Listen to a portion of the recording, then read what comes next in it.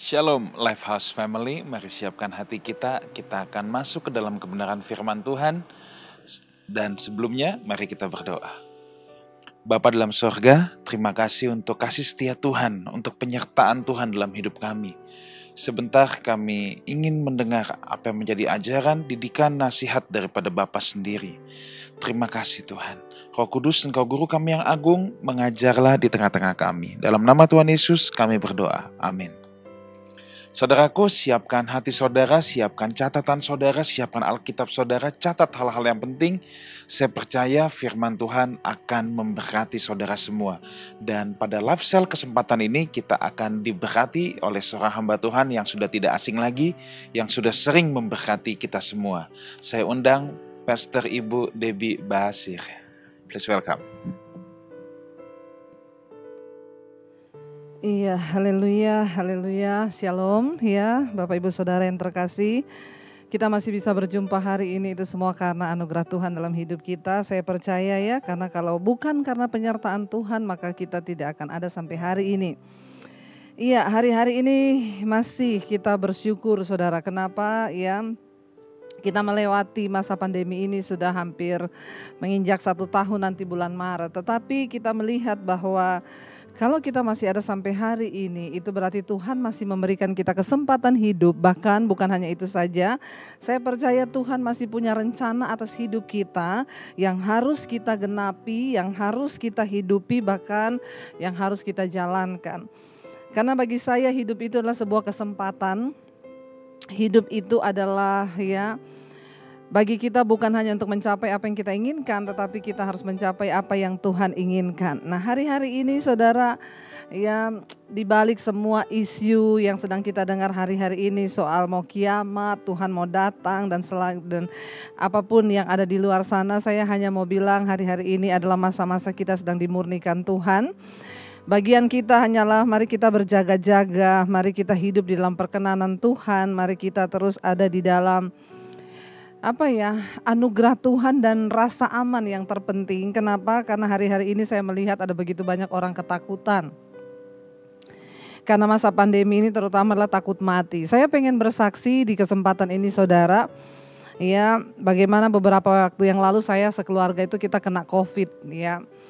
Dan dari awal saya itu sudah berkata kepada anak-anak saya dan suami saya, ya sepintar apapun kita, sehebat apapun kita menjaga, namanya virus ini tidak terlihat mata, tetapi kita memang harus berusaha. Ya Tuhan kasih kita hikmat untuk terus menjaga, ya pakai masker dan lain sebagainya. Dan ya satu kali ya anak saya itu bermula dari anak saya, dia ada acara di sekolah. Ya, lalu saya juga berkata, ini kan lagi virus ya, kenapa ada acara di sekolah? Dia bilang ya semua sesuai protokol kesehatan. Dan akhirnya ya sudah saya mengizinkan saudara.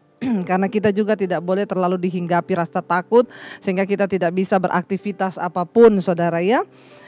Lalu akhirnya saudara anak saya pergi dan benar saja beberapa hari dia pulang itu dia sudah batuk-batuk saudara. Batuk tidak berhenti. Lalu iya anak saya yang tua kakaknya itu bilang gini sama saya, Mi itu si Karen itu batuk tidak bisa berhenti loh, itu kayaknya mencurigakan batuknya. Tapi saya tanya sama anak saya, kamu demam gak, panas gak? Enggak, cuman memang batuknya itu sampai ya kayak sesek gitu ya. Lalu saya cuma bilang ya udah kamu sekarang isolasi mandiri di kamar, gak boleh keluar ya.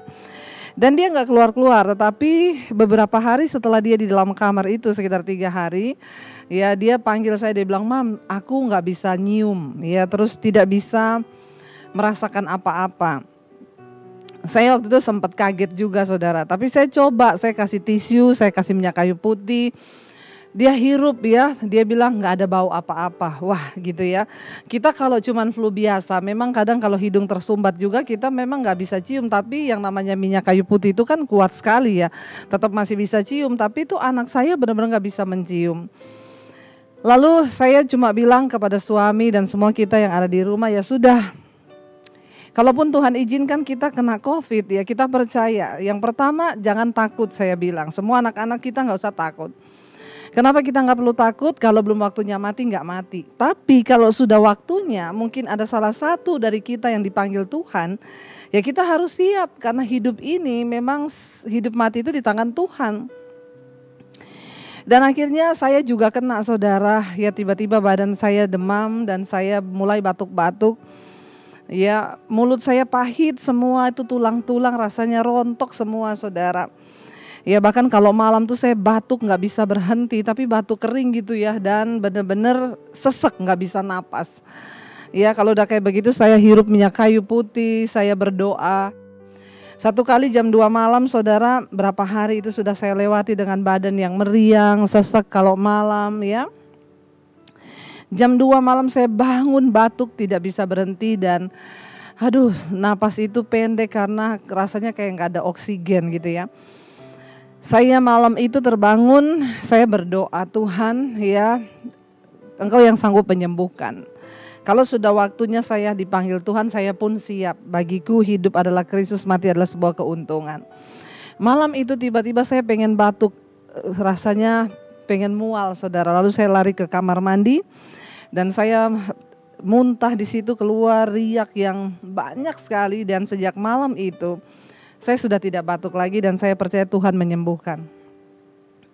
Saudara, bagian kita hanyalah tetap percaya pada Tuhan. Hari-hari ini jangan sampai kita kehilangan iman ya, karena apa yang terjadi di sekeliling kita. Kita harus tetap percaya pada Tuhan. Karena itu mari kita lakukan bagian kita dan Tuhan melakukan bagiannya. Bagian kita itu apa? Mari kita buka bersama Kolose pasal yang pertama, ayat yang ke-21 dan sampai ayat yang ke-23. Kita hanya akan baca 3 ayat hari ini. Kolose pertama ayat 21 sampai ayat 23.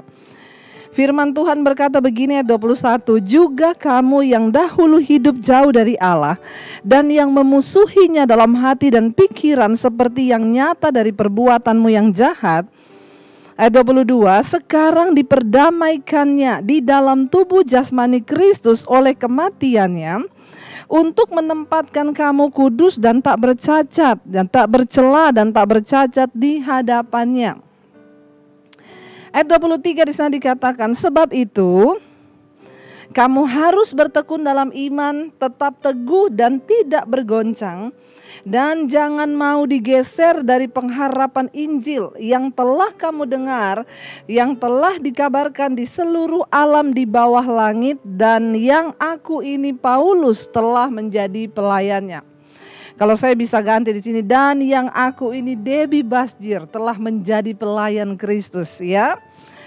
Saudara, firman ini berkata, kita dulu hidup jauh dari Allah dan bahkan kita memusuhi Dia dalam hati dan pikiran kita seperti yang nyata dari perbuatan kita yang jahat. Dulu saudara dan saya adalah orang yang bermusuhan dengan Tuhan. Ya, buktinya apa? Hidup kita jahat. Kita memusuhi Tuhan dari pikiran dan sikap hati kita. Karena itu hari-hari ini mari kita cek saudara, bagaimana sikap hati kita dengan Tuhan. Apakah kita masih Kristen tapi di hati kita sudah gak percaya lagi pada janji Tuhan? Apakah kita masih berstatus Kristen tapi di pikiran kita sudah tidak lagi mempercayai firman Tuhan? Ya, hari ini firman ini berkata, dulu kita saudara dan saya memusuhi Dia. Dari hati dan pikiran kita yang jahat, makanya perbuatan kita juga jahat. Tetapi sekarang kita telah diperdamaikan lewat Kristus Yesus dalam tubuhnya. Saudara, setiap orang harus diperdamaikan dengan Tuhan. Kebutuhan manusia yang paling hakiki di dunia ini bukan uang, bukan harta, bukan kekayaan. Tapi kebutuhan manusia yang paling hakiki di hidup ini adalah apa? Berdamai dengan Tuhan. Kita tahu bersama firman Tuhan, karena manusia telah jatuh ke dalam dosa dan telah kehilangan kemuliaan Allah, sehingga posisi kita dengan Tuhan itu terpisah. Dan orang yang paling malang hidupnya adalah ketika dia hidup terpisah dengan Tuhan. Ayat ini berkata, ya, kita diperdamaikan di dalam tubuh Kristus, ya. Karena itu kita yang sudah diperdamaikan dengan Kristus, kita hidup dalam damai sejahtera dengan Tuhan. Orang yang paling bahagia di dunia ini adalah orang yang sudah diperdamaikan dengan Tuhan. Ada damai sejahtera di hidup kita. Saya selalu berkata bolak-balik, bukan kekayaan yang akan membawa damai di hidupmu. Maaf, banyak orang kaya hari-hari ini gak bisa tidur ya. Maaf, banyak orang kaya hari-hari ini yang sedang berada dalam ketakutan. Uangnya di bank masih puluhan miliar. Tapi dia udah gak bisa tidur. Kenapa saudara? Ketakutan dengan keadaan ke depan apa yang akan terjadi. Ketakutan dengan kematian yang sedang ada di sekeliling kita. Setiap kita buka Facebook, orang meninggal, RIP. Buka Instagram, RIP. Lihat di WA group, RIP. Semuanya tentang berita orang meninggal. Tapi saya mau beritahu hari-hari ini kepada kita saudara. Pastikan hubunganmu dengan Tuhan telah diperdamaikan. Kenapa? Karena orang yang sudah diperdamaikan dengan Tuhan itu dia bisa berkata, bagiku hidup adalah Kristus, mati adalah sebuah keuntungan. Ketika kita diperdamaikan dengan Allah, semua orang harus mengalami proses pendamaian dengan Tuhan itu. Sehingga kita bisa melihat semua kejadian di hidup ini dengan damai sejahtera. Tidak ada ketakutan, yang ada sukacita. Saya bolak-balik ngomong kepada anak-anak, suami, gak apa-apa. Kita jalani waktu-waktu pandemi ini. Saya percaya Tuhan itu ya sudah punya daftar orang-orang yang akan dipanggil dan orang-orang yang akan tersisa. Saya berkata kita gak usah takut berlebihan. Ya, kalaupun kita diizinkan kena, ya kalau belum saatnya meninggal pasti kita cuman ya merasa yang seperti biasa. Saya benar-benar merasa hanya seperti flu biasa saudara. Tetapi ya bagi sebagian orang yang sudah dipanggil bukan berarti mereka berdosa kena kutuk. Enggak, memang sudah waktunya. Makanya saya tuh lebih senang kalau ada orang itu sekarang itu ya saudara kita, kalau ada orang meninggal atau pendeta meninggal di Facebook di mana, yang orang-orang itu pasti langsung WA, Bu ini meninggal loh. COVID loh Bu, karena corona loh Bu, karena corona. Saya bilang enggak, dia meninggal karena sudah waktunya. Karena mati hidup itu di tangan Tuhan, bukan di tangan corona. Corona hanyalah salah satu cara, tapi memang sudah waktunya dia berpulang. Jangan sampai kita melupakan saudara. Yang terpenting hari ini adalah kita diperdamaikan dengan Tuhan. Mau matinya kapan saja itu tinggal terserah Tuhan. Mari kita punya iman yang benar hari-hari ini. Jangan mau dikuasai roh ketakutan karena kita sudah diperdamaikan dengan Tuhan. Lalu apa yang harus kita lakukan? Ayat 23 berkata begini, setelah kita ini mengaku anak Tuhan yang sudah diperdamaikan dengan Kristus, kita menjadi orang percaya yang ada dalam Yesus. Ini yang harus kita lakukan hari-hari ini. Enggak usah peduli saya banyak dapat WA video gambar. Bu, saya dapat video ini katanya Tuhan udah mau datang. Bu, saya dapat video ini katanya sudah mau rapture. Saya bilang enggak usah terlalu pusing dengan yang begitu-begitu. Bu, ya nih ada video kuda lagi berjalan di atas awan Bu. Ya saya bilang sekarang hati-hati ya. Banyak yang pinter edit ya. Yang kedua, jangan terlalu percaya. Yesus bilang di akhir zaman orang akan berkata, aku ada di sana, ada penampakan Yesus di sana, di kiri, di kanan, di mana. Tuhan bilang hati-hati ya. Jangan kamu tertipu dan percaya dengan semua itu. Bagianmu hari-hari ini adalah apa? Melakukan apa yang harus kita lakukan. Lalu apa yang harus kita lakukan sekarang? Ayat 23 berkata, sebab itu kamu harus bertekun dalam iman ya. Yang harus kita lakukan hari-hari ini adalah yang pertama bertekun di dalam iman ya. Jangan sampai salah. Sekarang banyak orang bertekun dalam imun ya. Orang hari-hari ini sibuk membangun sistem imun dan dia lupa membangun sistem imannya. Sistem imun harus dibangun, tapi sistem iman juga lebih penting untuk kita bangun. Kenapa saudara? Dengan adanya semua ini saya melihat orang-orang sibuk membangun imunnya. Semua vitamin diminum. Pokoknya apa yang dibilang meningkatkan sistem imun itu diminum semuanya. Tapi hati-hati loh. Tidak sedikit juga yang akhirnya kena sakit autoimun. Kenapa? Semua sistem imun untuk menguatkan imun diminum saudara. Sehingga jadi berlebihan. Kita bagus membangun sistem imun kita. Tapi ingat, jangan lupa membangun sistem imanmu. Ya, bangun iman kita di hadapan Tuhan. Bertekunlah dalam iman, kata firman Tuhan. Ya, kenapa saudara? Karena dunia ini sedang bergoncang. Kita tidak tahu apa yang akan terjadi ke depan. Tapi Yesus berkata, imanmu yang akan mengalahkan dunia. Saya tidak sedang berbicara tentang mati toh. Kita bisa mati kapan saja. Tetapi selama kita diberikan kesempatan hidup, mari kita bertarung dengan iman kita. Supaya kita bisa mencapai garis akhir. Seperti yang Tuhan harapkan dalam hidup kita sebagai anak-anak Tuhan. Mari bertekun dalam iman. Percaya kepada Tuhan. Apa itu iman? Segala sesuatu yang engkau harapkan dan bukti dari segala yang belum engkau lihat. Kita mengharapkan satu kehidupan yang kekal bersama dengan Tuhan kelak. Ya, ingat saudara, kehidupan kita bukanlah di dunia ini yang sesungguhnya. Ada sebuah kehidupan setelah kita mati satu saat nanti, dan itulah kehidupan yang sesungguhnya di dalam Tuhan. Tuhan mau hari-hari ini jangan hanya engkau menambah sistem imunmu, tetapi sibuklah juga untuk menambah sistem imanmu. Dengarkan banyak khotbah-khotbah, dengarkan firman Tuhan, banyak memuji menyembah Tuhan, banyak berdoa, dekatkan diri dengan Tuhan. Jangan setiap hari yang diperkatakan, yang diucapkan hanya virus, dan virus. Sehingga kita lupa memperkatakan firman Tuhan.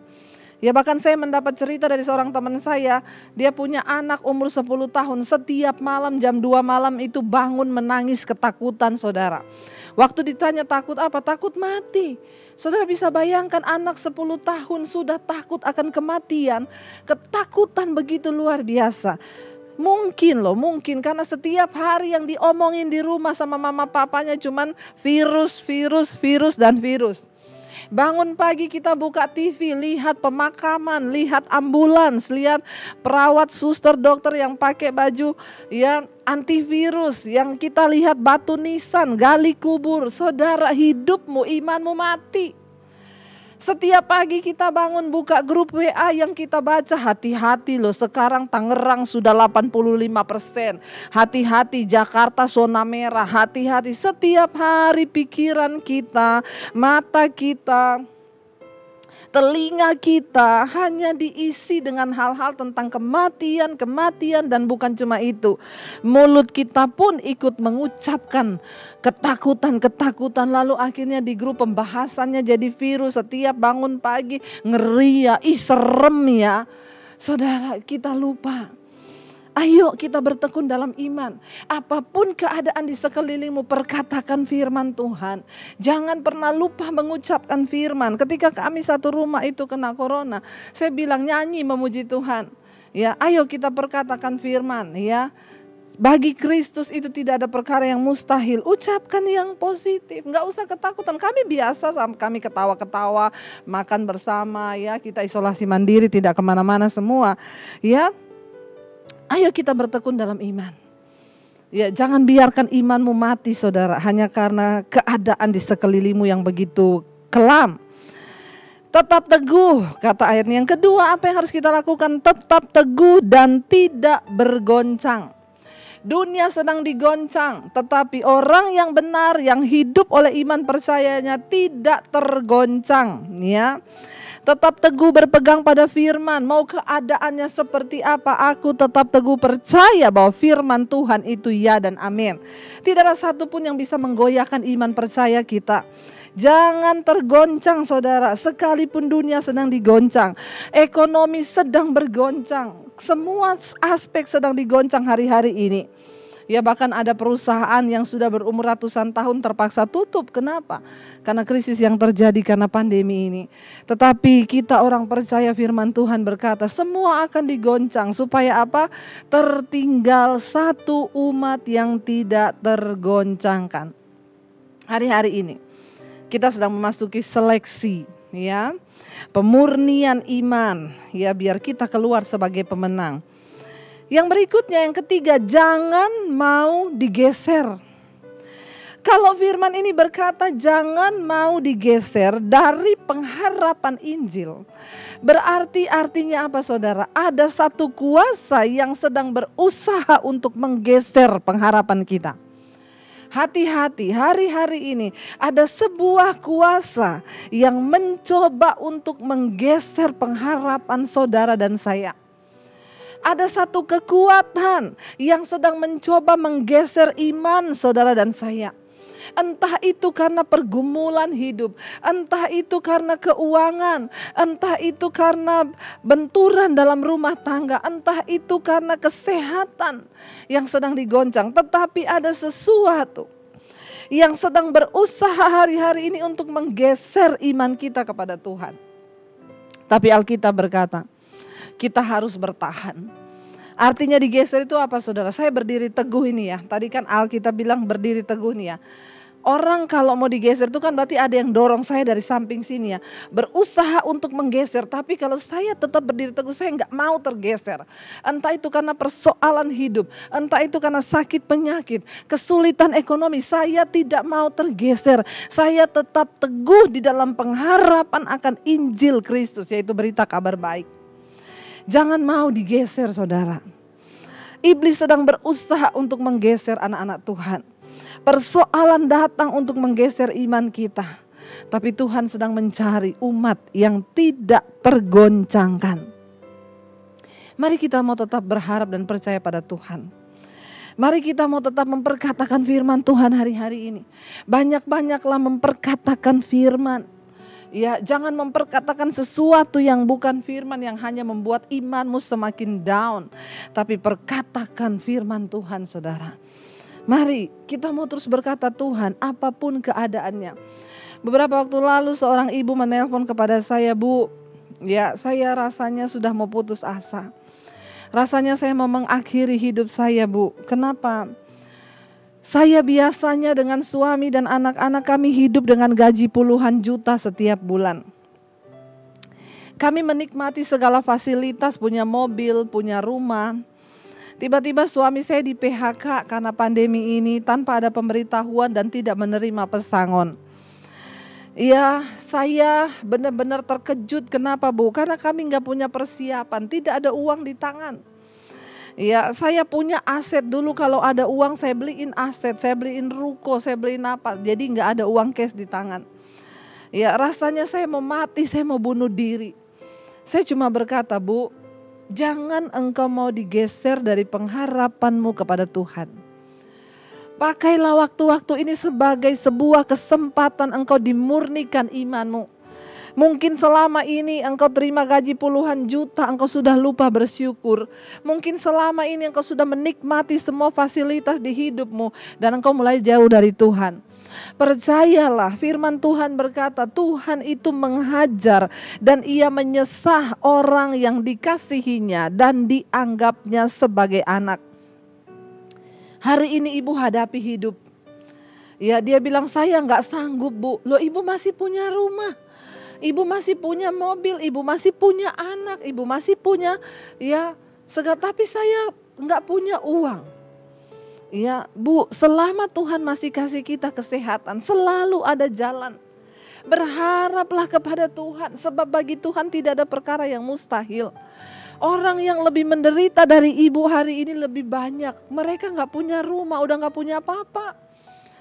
Ya, saya percaya semua kita akan masuk dalam pemurnian saudara. Ya, di satu sisi ada yang konseling, masih punya uang puluhan M tapi nggak bisa tidur. Loh, sama kan? Yang ini nggak punya uang nggak bisa tidur, mau bunuh diri. Yang ini masih punya puluhan M, tapi udah stres nggak bisa tidur. Sampai kolesterol naik, darah tinggi naik, masih punya uang puluhan M loh. Ya, jadi yang ini nggak punya uang nggak bisa tidur, maklumlah kita ya. Tapi yang ini saudara masih punya uang puluhan M dan tidak bisa tidur. Ini kan lebih bingung lagi kita. Tapi dari situ saya mengambil kesimpulan apa? Mau kaya, mau miskin, hari-hari ini semua sedang digoncang. Ada sebuah kuasa yang sedang berusaha menggeser pengharapanmu di dalam Injil Kristus. Mari kita mau terus bertahan. Mari kita mau terus berkata, Tuhan, aku mau tetap bertanding hingga pertandingan yang terakhir. Saya mau keluar sebagai seorang yang lebih daripada seorang pemenang. Saya mau berpegang pada pengharapan akan Injil-Mu Tuhan. Ya, saya mau tetap percaya bahwa saya punya Tuhan yang hebat dan yang luar biasa. Karena itu saudara, ya saya percaya hanya orang-orang yang kuat yang akan bertahan sampai pada akhirnya.